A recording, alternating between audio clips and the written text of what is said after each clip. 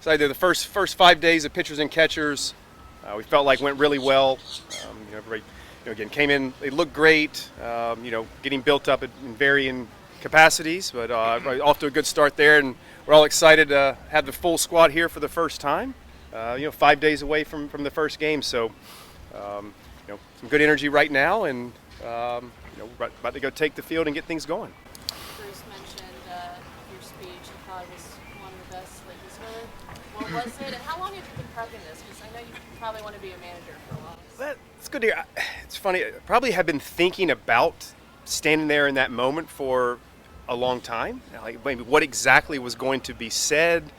How one wanted it to feel genuine, and I think by what I narrowed in on really came into focus, in the last couple of days. I think it's a lot of things we've been thinking about organizationally with, how we're going to view, our approach being, innovative. I just feel like we need to be forward thinking, wanting to have great teammates, wanting to impress that upon our group in there, as well as, we've already seen a little bit in camp, some of the little bit unique or different type of practice environments and stimulations that we're going to create, and wanted to nothing about the game and playing at night is easy, how challenging it is and how competitive it is, so we just feel like it makes a lot of sense to try to have our practice environments somewhat try to replicate that and be representative. So a little bit of that with our players, just to be open-minded to the things that we're bringing out there and be curious. Certainly want to encourage all of them to ask us why we're doing things. That's an important part. I want the the player to feel like they're a partner in this, because what we do ultimately is for them, and how can we get them to perform at a a consistent high level. Bruce, who'd you draw upon? Previous managers you worked with or played for? Who'd you draw upon to think about that? I think Dave Roberts is just always so authentic, and he's so genuine. The messages are great, but I think just when you sit there and you're listening, like this is coming from the heart, and wanted it to feel that way, and to feel genuine.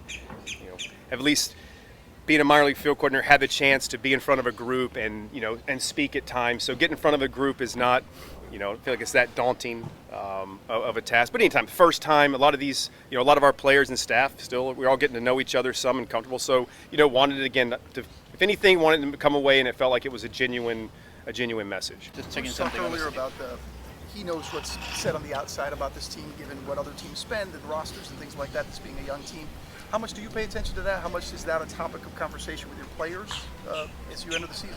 Yeah, I've tried not to get too caught up in what's being said outside. We're going to focus on our building and inside and what we have going and what we need to do to try to get better.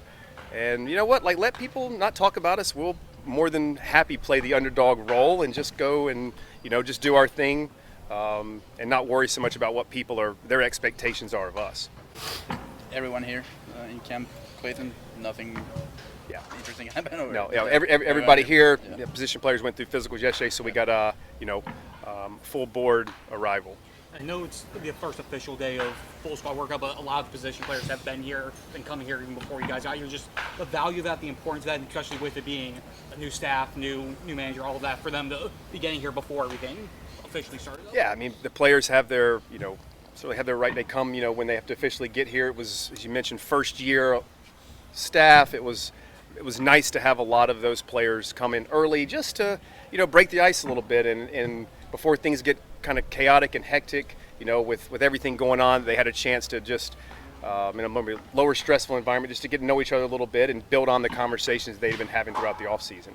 While the optimism is naturally going to be there, just talk about the confidence you guys have that you guys can go out there, compete, and actually maybe possibly punching people in the mouth.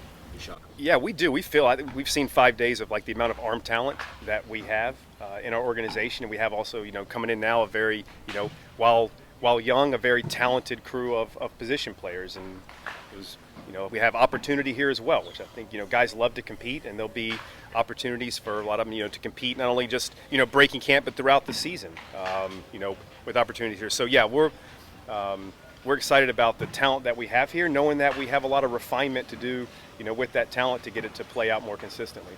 One more question and then the workout. Go ahead, Trish, last question. Can you speak on Norby really quick? Switching positions, and then as well, do you feel like there's enough veterans on this team to get you to that next level, et cetera? And do you feel pressure as well yourself?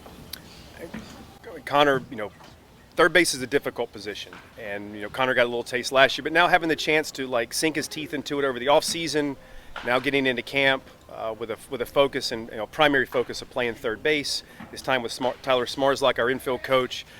So I mean, we're optimistic that Connor will just